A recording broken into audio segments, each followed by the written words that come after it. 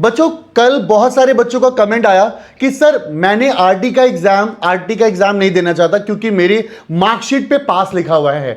तो क्या मैं आरटी एग्जाम दिए बिना स्ट्रीम को छोड़ सकता हूं? जैसे एग्जाम्पल, हम एक एग्जाम्पल मान लेते हैं, एक बच्चे का जो कमेंट आया था कि उसका अकाउंट्स में आरटी आया हुआ है और वो एक कॉमर्स स्ट्रीम को छोड़कर बीए स्ट्रीम में जाना चाहता है। तो क्या वो एडमिशन ले सकता है बीए स्ट्रीम में? आंसर है बिल्कुल ले सकता है। वो बीए स्ट्रीम में जा सकता है। अगर साइंस वाला है तो वो साइंस स्ट्रीम छोड़कर कॉमर्स वाली स्ट्रीम और आर्ट्स वाली स्ट्रीम में बिल्कुल जा सकता है। कोई दिक्कत नहीं, कोई परेशानी नहीं है।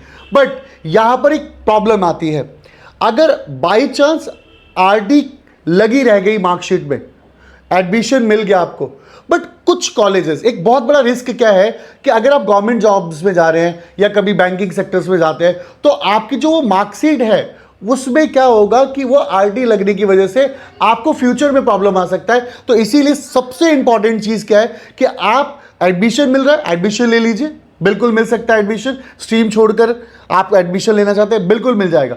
बट आरटी को हटवा लीजिएगा, आरडी का एग्जाम देकर आप उसे क्लियर कर लीजिएगा, क्योंकि आरडी आपकी मार्कशीट पे लगा नहीं रहना चाहिए, क्योंकि ये आगे जाकर आपको बहुत पेन फील कराएगा।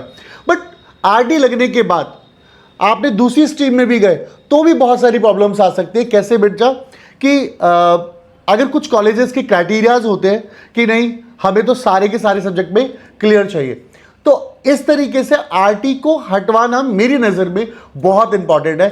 थोड़ी सी मेहनत कर लीजिए, आरटी हट जाएगी और आरटी हटवाकर आगे का प्रोसेस करते हैं। मुझे लगता है कि आप रीचेकिंग की तरफ जाओगे तो भी अच्छा प्रोसेस आएगा। चलिए, अगर फिर भी आपका कोई क्वेश्चन होगा तो ऐसे ही मैं क्वेश्चंस के आंसर देता रहूंगा वीडियो फॉर्मेट में। कोई डाउट हो तो प्लीज़ कमेंट करके बताइए। मिलते हैं नेक्स्ट वीडियो में, तब तक के लिए बाय बाय मेरे दोस्त।